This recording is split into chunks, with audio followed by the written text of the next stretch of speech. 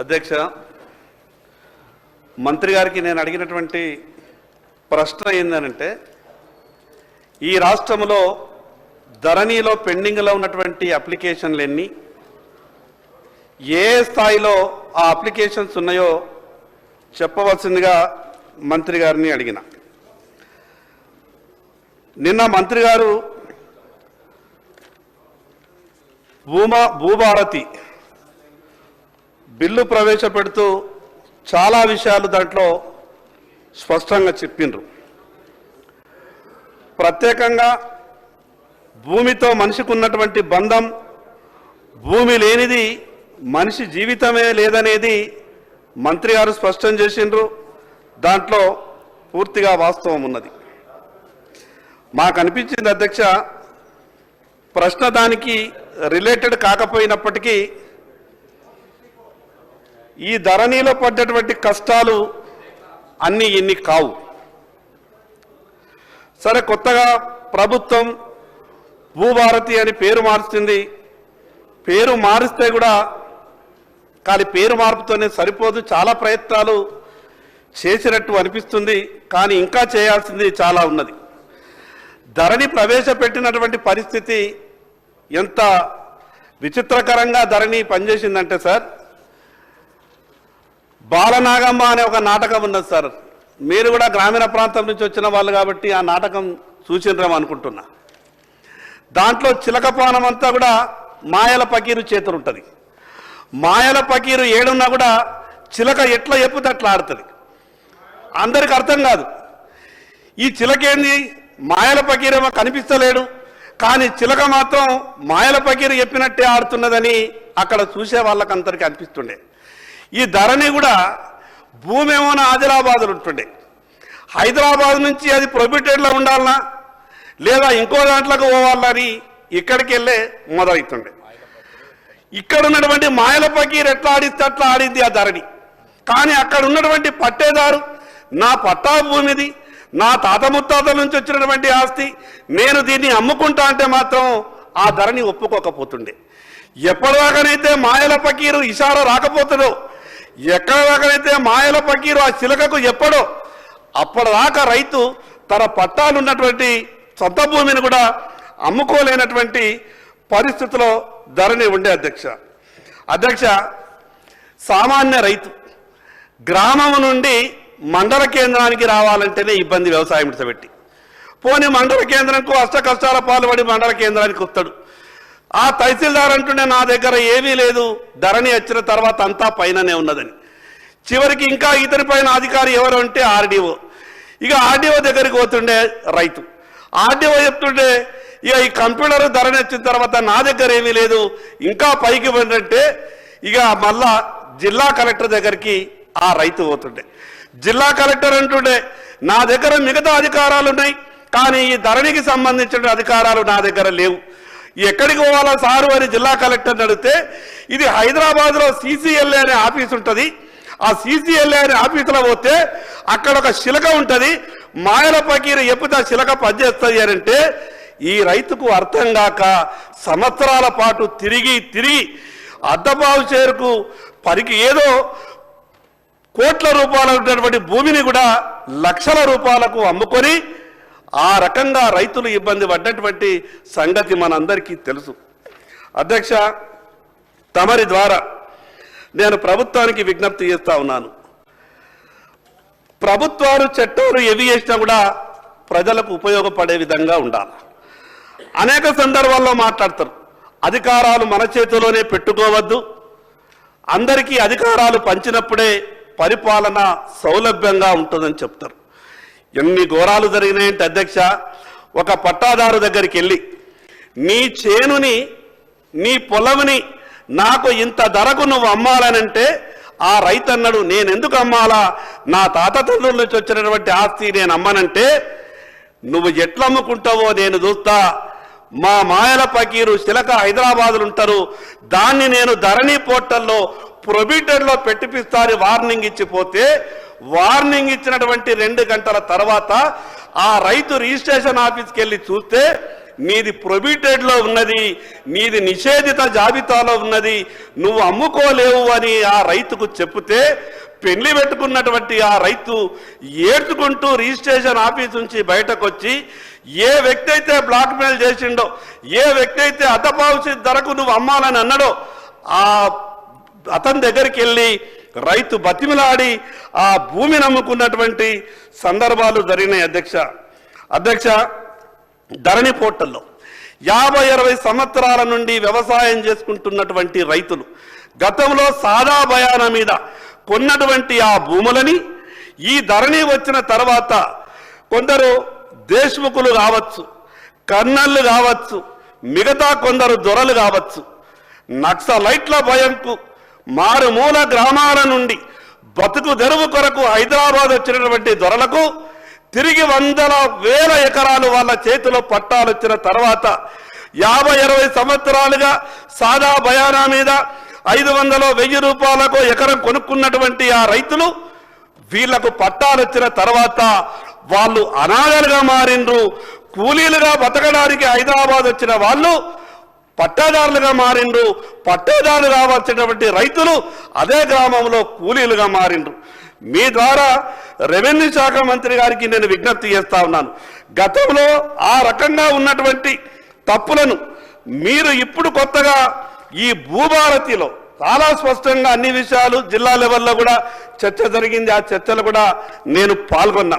కానీ మీకు కూడా ఒక విజ్ఞప్తి చేస్తున్నా, మీ ద్వారా రెవెన్యూ శాఖ మంత్రి గారికి నేను ఒక విజ్ఞప్తి చేస్తా ఉన్నా. గత ప్రభుత్వం ఏ రకంగానైతే మాయల పకీరు శిలక వ్యవహారం చేసిందో మీరు పెట్టినటువంటి బిల్లులో కూడా ఒక క్లాజ్ ఉంది అధ్యక్ష. ట్రిబ్యునల్లను ఏర్పాటు చేసే వరకు CCLAనే దీనికి సర్వస్వం అని మీరు ఆ క్లాజ్ని, ఎందుకంటే తర్వాత చర్చలో చెప్పాలనుకున్నాం కానీ సందర్భానికి అనుసంధానం ఉన్నది కాబట్టి నేను చెప్పే ప్రయత్నం చేస్తా ఉన్నాను. గత ప్రభుత్వం కూడా ధరణి పెట్టేటప్పుడు ఒక మాట చెప్పింది అధ్యక్ష, తప్పుడు ఎప్పుడు జరిగినా కూడా, తప్పులు ఎక్కడ జరిగినా ఏ అధికారి చేసినా మీకు అప్పీళ్లకు అవకాశం ఉన్నది అని చెప్పిండ్రు. 6-7 సంవత్సరాలు గడిచిపోయింది అధ్యక్ష. ఎక్కడా కూడా ట్రిబ్యునల్ ఏర్పాటు, ఎక్కడా కూడా అన్నా నా ప్రశ్న మొదటిసారి వచ్చింది, దండం పెడతానా మీ ప్రభుత్వం సలహాలు చెప్తున్నాం, సూచనలు ఇస్తున్నాం అన్నా. గత ప్రభుత్వం చెప్పి అధ్యక్ష ధరణి వల్ల పూర్తిగా ఏదో చెడు జరిగిందని కూడా నేను చెప్పా. అక్కడ ఉన్నటువంటి లోపాలు మాత్రమే చెప్తున్నా.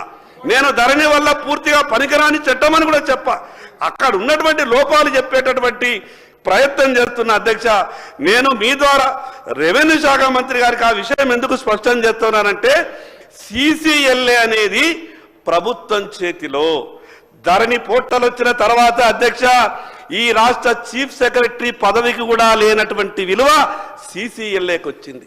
హైదరాబాద్, రంగారెడ్డి జిల్లాలకు ఆనుకొని ఉన్నటువంటి మండల తహసీల్దార్లకు, జిల్లా కలెక్టర్కు లేని విలువ కూడా తహసీల్దార్లకు వచ్చింది. 100,000 కోట్ల రూపాయలు మనం అనేక సందర్భాల్లో పేపర్లలో చూసినాం. పోస్టింగ్ వచ్చినటువంటి 3 నెలలకే ఒక తహసీల్దారు ఆదాయం 480 కోట్ల రూపాయలు. ఇక్కడ లేకుంటే పక్క రాష్ట్రాలు ఉన్నటువంటి చుట్టాల పేర్ల మీద భూములు మార్చుకున్నటువంటి పద్ధతిని కూడా మనం చూసినాం అధ్యక్ష. ఏ రాష్ట్ర రాజధానికి కూడా, ఈ దేశంలో ఉన్నటువంటి ఏ రాష్ట్ర రాజధానికి కూడా 1000 ఎకరాలు, లక్షల ఎకరాలు ప్రభుత్వ భూములు లేవు.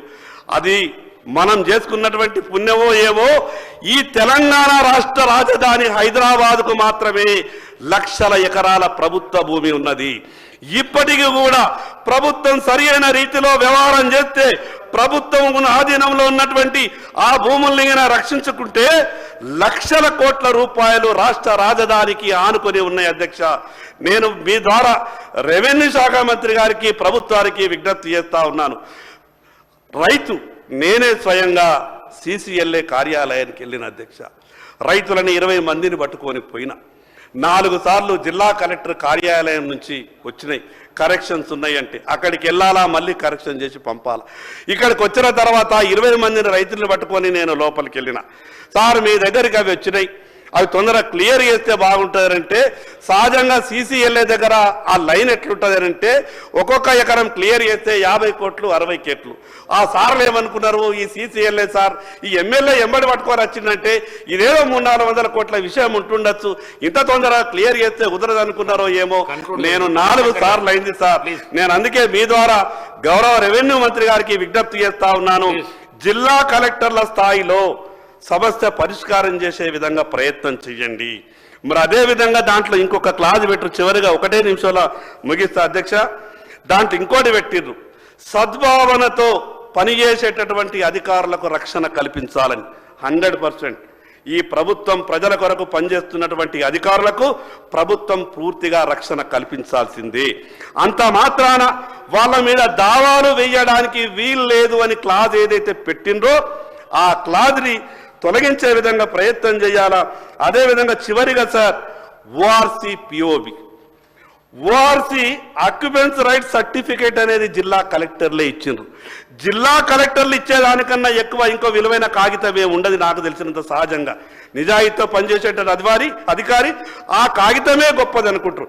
జిల్లా కలెక్టర్లు ఇచ్చినటువంటి ఆ ఓఆర్సీ సర్టిఫికేట్స్ పిఓబిలో పెట్టిండ్రు. వాటిని వెంటనే పిఓబి నుండి తొలగించే విధంగా చర్యలు తీసుకోవాలని మీ ద్వారా ప్రభుత్వానికి విజ్ఞప్తి చేస్తున్నా. ఇది పేదలకు సంబంధించింది. అసైన్మెంట్ చిన్నది సార్. తండ్రికి అసైన్మెంట్ జరిగింది సార్. తండ్రికి 25 సంవత్సరాల వయసున్నప్పుడు అసైన్మెంట్ జరిగింది. తర్వాత తండ్రికి 70 సంవత్సరాల వయసు వచ్చింది. తండ్రి బతికే ఉన్నాడు, వ్యవసాయం చేయలేడు, బ్యాంకు పోలేడు, 3 కొడుకులు ఉన్నారు. తండ్రి అధికారి దగ్గరికి వెళ్ళి ప్రభుత్వం నా పేరు మీద 5 ఎకరాల పట్టా ఇచ్చింది, నా 3 కొడుకులకు దాన్ని పంచండి అని అంటే అసైన్మెంట్ రూల్స్ ఏం చెప్తున్నాయనంటే అసైని చనిపోయిన తర్వాత కానీ ఆ కొడుకుల మీద వారసుల మీద ట్రాన్స్ఫర్ కాదు. తండ్రి వ్యవసాయం చేసే పరిస్థితి లేదు, అసైన్ ఆయన అమ్ముకున్నా అంటలేడు.